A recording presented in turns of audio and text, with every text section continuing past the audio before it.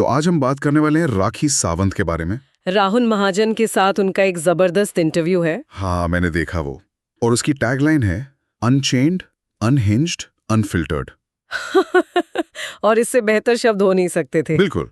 तो आज हमारा काम इन सोर्सेस से ये समझना है कि आखिर ये ब्रांड राखी सावंत है क्या, उनकी कहानियों के पीछे, उनके दावों के पीछे क्या है। चलिए इस दिलचस्प शख्सियत की दुनिया में एक गोता लगाते हैं। बिल्कुल।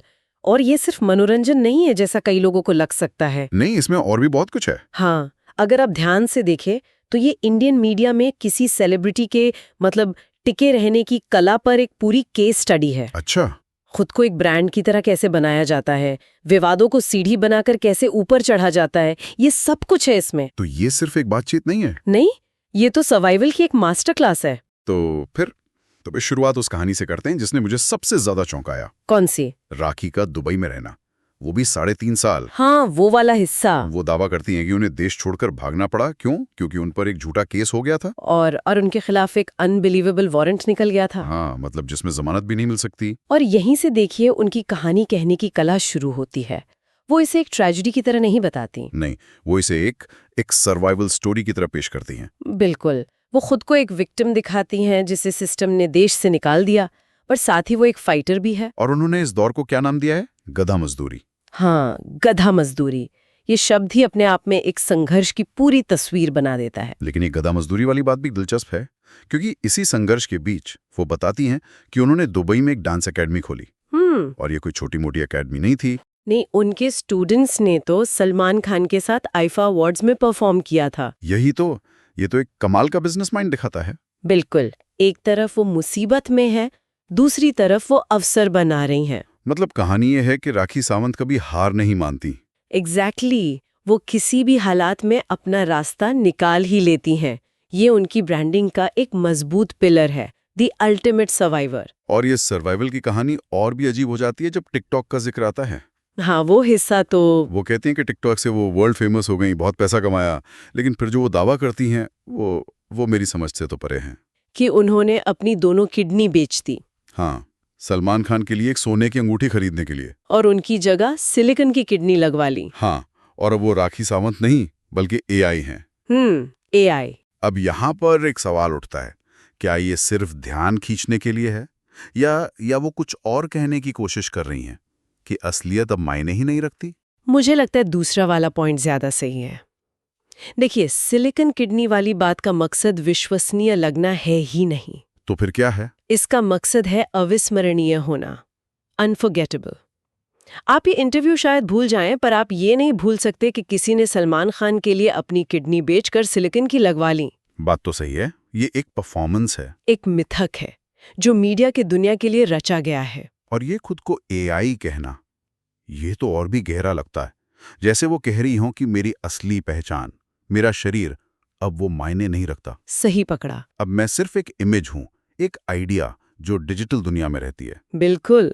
मीडिया स्टडीज में इसे पर्सोना क्यूरेशन कहते हैं, जहां आप अपनी एक पब्लिक इमेज बनाते हैं जो सच्चाई से कहीं ज्यादा बड़ी और दिलचस्प होती है। अच्छा। वो कह रही हैं कि असली राखी को भूल जाओ, अब जो तुम देख रहे हो वो एक आर्टिफिशियल इंटेलिजेंस है, एक परफेक्ट एंटरटेनर जिसे मैंने खुद बनाया है। मतलब वो एक किरदार बेच रही हैं, खुद को नहीं। हाँ, और इस किरदार की कोई सीमा नहीं है। और ये परफॉर्मेंस सिर्फ उनकी शारीरिक कहानियों तक ही नहीं है ना? नहीं, बिल्कुल नहीं। जब वो अपनी दौलत के बारे में बात करती हैं तो कहानी और भी बड़ी हो जाती है। 4 हेलीकॉप्टर, 6 प्राइवेट जेट, दुबई में कड़ी विला, और तो और दुबई में द राखी सावंत बिल्डिंग बनाने की योजना। और वो अपनी 60-70 लाख की पैंट और 1-1 करोड़ के पर्स का भी जिक्र करती हैं। हाँ, ये सब उसी बड़े किरदार का हिस्सा है। वो बार बार जोर देकर कहती हैं कि वो ऐश्वर्या राय या ब्रिटेन की दिवंगत महारानी से भी ज्यादा वर्ल्ड फेमस है। ये विरोधाभास ही शायद सबसे दिलचस्प हिस्सा है। एक तरफ वो महारानी एलिजाबेथ से ज्यादा मशहूर होने का दावा कर रही हैं, और दूसरी तरफ वो इंटरव्यू में ये भी मानती हैं कि पैसों से भरे एक बैग के लिए उन्होंने किसिंग सीन भी किया था। ये दोनों बातें एक साथ कैसे चल सकती हैं? यही तो उनकी कला है।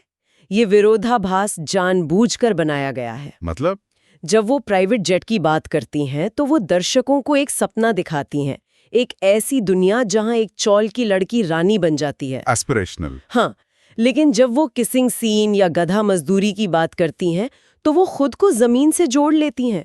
वो दिखाती हैं कि वो आज भी वही स्ट्रगलर है जो पैसे की कीमत जानती है। तो एक ही समय में एस्पिरेशनल भी और रिलेटेबल भी। ये तो बहुत सोचा समझा हुआ संतुलन है। बिल्कुल। वो जानती हैं कि अगर वो सिर्फ अपनी अमीरी दिखाती रहेंगी तो लोग उनसे कट जाएंगे। सही बात है। इसलिए वो बीच बीच में अपनी जड़ों की, अपने संघर्ष की याद दिलाती रहती हैं। और अपनी ब्रांड वैल्यू को बनाए रखने के लिए वो विवादों से भी नहीं कतराती। अरे बिल्कुल नहीं।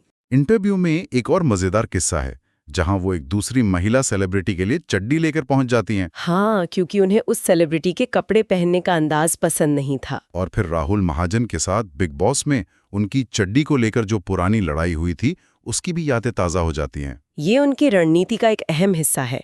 आप इसे न्यूज़ जैकिंग कह सकते हैं। न्यूज़ जैकिंग मतलब जो भी बहस मीडिया में चल रही है उसमें खुद को किसी तरह शामिल कर लो। ये एक रणनीति तो है, लेकिन क्या कभी-कभी ये उन पर भारी भी पड़ता है? क्या लोग उन्हें गंभीरता से लेना बंद कर देते हैं? ये बहुत अच्छा सवाल है और शायद हाँ, हो सकता है गंभीर लोग उन्हें गंभीरता से न लेते हों। लेकिन सवाल यह है कि क्या राखी सावंत को उन गंभीर लोगों की परवाह है? शायद नहीं। उनका टारगेट ऑडियंस मास ऑडियंस है जो मनोरंजन चाहता है, और एक अंडरगारमेंट पर हुई बहस किसी फिल्मी पुरस्कार की खबर से ज्यादा वायरल होती है। बात तो सही है। उनके लिए कोई भी पब्लिसिटी बुरी पब्लिसिटी नहीं है। बिल्कुल।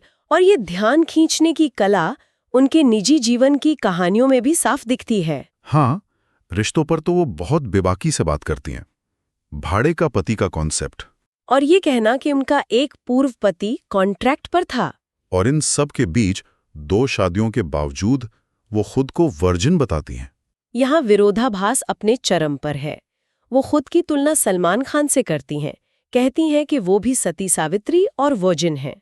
लेकिन उसी सांस में पूरी बातचीत अडल्ट ह्यूमर और डबल मीनिंग वाले मजाक से भरी हुई है। ये दोहरापन ही उनके पब्लिक पर्सोना का केंद्र है शायद। हाँ, वो एक ही समय में भारतीय समाज के पारंपरिक मूल्यों को अपनाती भी हैं और उन्हीं मूल्यों का मजाक भी उड़ाती हैं। तो ये दर्शकों को लगातार कंफ्यूज रखने जैसा है कि आप कभी अंदाजा ही न लगा पाएं कि असली राखी कौन है। बिल्कुल। वो आपको कोई एक लेबल लगाने ही नहीं देती। इस कंफ्यूजन में ही उनकी ताकत है, क्योंकि जब तक आप उन्हें समझने की कोशिश करते रहेंगे तब तक आप उन्हें देखते रहेंगे। और फिर एक ऐसा मोड़ आता है जिसकी मैंने बिल्कुल उम्मीद नहीं की थी। कौन सा? प्लास्टिक सर्जरी पर बात करते करते वो इसे परोपकार से जोड़ देती हैं। वो मानती हैं कि उन्होंने सर्जरी करवाई थी, लेकिन बाद में कैंसर के डर से उसे हटवा दिया। हाँ, यहाँ तक तो ठीक था। लेकिन इसके बाद जो वो कहती हैं वो कमाल है। हाँ, कि वो अपनी मृत्यु के बाद अपने यमन टिटाट जो स्तनों के लिए उनका अपना बनाया हुआ शब्द है, उसकी टिश्यूज को स्तन कैंसर की मरीजों के लिए दान करना चाहती हैं। ये सोचना भी कमाल है। एक ऐसा विषय जिसके लिए उन्हें सालों तक ट्रोल किया गया, मजाक उड़ाया गया, उन्होंने उसे एक झटके में संघर्ष, स्वास्थ्य जागरूकता और समाज सेवा की कहानी में बदल दिया। ये अपनी कहानी पर नियंत्रण पाने का सबसे शक्तिशाली उदाहरण है। कैसे? वो कहती हैं कि जैसे लोग आंखें और किडनी दान करते हैं, वैसे ही ब्रेस्ट टिश्यू भी दान किए जा सकते हैं, जो कैंसर की सर्जरी के बाद महिलाओं के काम आ सकते हैं। अब ये मेडिकली कितना संभव है वो तो अलग बात है। वो अलग बात है, लेकिन नैरेटिव के लिहाज से देखिए, उन्होंने अपने शरीर के एक हिस्से को, जिसे समाज ने ऑब्जेक्टिफाई किया, उसे एक जीवन देने वाले उपहार में बदल दिया। ये अपने आलोचकों को चुप कराने का एक जीनियस तरीका है। तो मतलब जो भी हमने अब तक देखा, दुबई की कहानी, silicon kidney, private jet, virginity का दावा और अब ये डोनेशन, ये सब एक ही चीज की तरफ इशारा करता है कि राखी सावंत एक किरदार है जिसे बड़ी मेहनत से गढ़ा गया है। एक ऐसा किरदार जो अतिशोक्ति, विरोधाभास और हमेशा चर्चा में बने रहने की जबरदस्त क्षमता पर टिका है। और ये किरदार कितना मजेदार है, इसका अंदाजा इस बात से लगता है कि जब उनसे पूछा गया कि अगर वो एक दिन के लिए प्रधानमंत्री बनती हैं तो क्या करेंगी, हाँ, तो उनका जवाब था केला डालकर आईफोन निकालना और कॉन्डोम को मुफ्त करना। हाँ, अब इसका जो भी मतलब हो, ये 100% राखी सावंत है। बेतुका, चौंकाने वाला, लेकिन ऐसा जिसे आप नजरअंदाज नहीं कर सकते। अंत में ये इंटरव्यू एक माहिर मीडिया रणनीतिकार को काम करते हुए दिखाता है। उनके दावे सच हैं या नहीं, ये सवाल ही गलत है। तो असली बात क्या है? असली बात यह है कि वो कैसे एक ऐसी सार्वजनिक पहचान बनाती और बनाए रखती हैं जो आज के मीडिया के शोर में भी अपनी जगह बना लेती है। तो ये सोर्सेज हमें एक ऐसे इंसान की कहानी दिखाते हैं जो एक चौल से निकलकर प्राइवेट जेट तक पहुंचने का दावा करता है, और ये सारा सफर एक सार्वजनिक छवि को गढ़ने और बेचने पर आधारित है। सही कहा। और ये हमें आज के दुनिया के बारे में सोचने पर मजबूर करता है ना। किस तरह से? आज के दौर में जहां हर कोई अपनी एक ऑनलाइन इमेज बना रहा है, किसी के असली स्वरूप और उसके पब्लिक ब्रांड के बीच की रेखा क्या धुंधली नहीं हो गई है? सोचने वाली बात है। राखी सावंत शायद इसी दौर का सबसे एक्सट्रीम, सबसे मुखर उदाहरण है। वो हमें ये सवाल पूछने पर मजबूर करती हैं कि क्या अब उस रेखा का कोई मतलब बचा भी है?